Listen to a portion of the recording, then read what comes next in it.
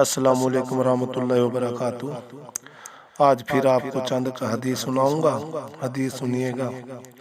حضرت حذیفہ رضی اللہ تعالی عنہ سے روایت ہے کہ رسول اللہ صلی اللہ علیہ وسلم نے ارشاد فرمایا، جس طرح کپڑے کے نقص و نگار گھس جاتے ہیں اور مانند پڑ جاتے ہیں، اسی طرح اسلام بھی ایک زمانے میں مانند پڑ جائے گا، یہاں تک کہ کسی کو یہ علم تک نہ رہے گا کہ روزہ کیا چیز ہے اور صدقہ وہ حج کیا چیز ہے۔ ایک صاحب آئے گی کہ قرآن سینوں سے اٹھا لیا جائے گا اور زمین پر اسی کی ایک آیت بھی باقی نہ رہے گی، اور زمین پر اس کی ایک آیت بھی باقی نہ رہے گی۔ متفرق طور پر کچھ بوڑھے مرد اور کچھ بوڑھی عورتیں رہ جائیں گی جو یہ کہیں گے کہ ہم نے اپنے بزرگوں سے یہ کلمہ لا الہ الا اللہ سنا تھا، اسی لیے ہم بھی یہ کلمہ پڑھ لیتے ہیں۔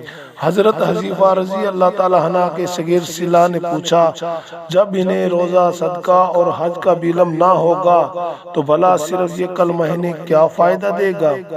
حضرت حذیفہ رضی اللہ تعالیٰ عنہ نے اس کا کوئی جواب نہ دیا۔ انہوں نے 3 بار یہی سوال دہرایا، ہر بار حضرت حذیفہ رضی اللہ تعالیٰ عنہ اعراض کرتے رہے، اور ان کے تیسری مرتبہ کے اصرار کے بعد فرمایا، صلہ، یہ کلمہ ہی ان کو دوزخ سے نجات دلائے گا۔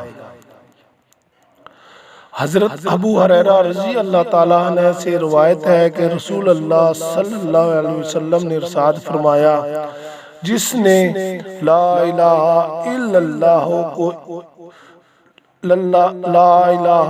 اللہ کو کہا، اس کو یہ کلمہ ایک دن ضرور فائدہ دے گا، نجات دلائے گا، اگرچہ اس کو کچھ بھی سزا بھگتنی پڑے۔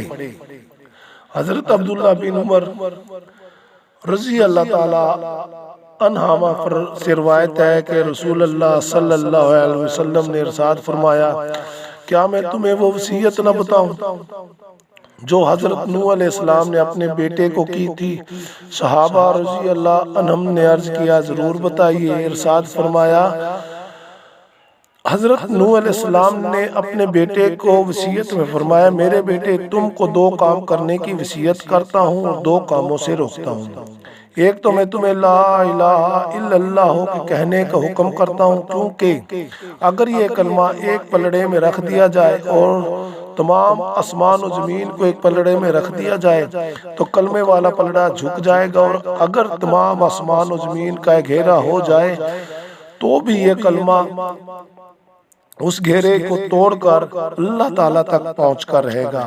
دوسری چیز جس کا حکم دیتا ہوں وہ سبحان اللہ العظیم و بحمدہ کا پڑھنا ہے، کیونکہ یہ تمام مخلوق کی عبادت ہے اور اسی کی برکت سے مخلوقات کو روزی دی جاتی ہے۔ اور میں تم کو 2 باتوں سے روکتا ہوں، شرک سے اور تکبر سے، کیونکہ دونوں برائیاں بندے کو اللہ تعالیٰ سے دور کر دیتی ہیں۔ اللہ تعالیٰ عمل کی توفیق عطا فرمائے۔ اسلم بیزار۔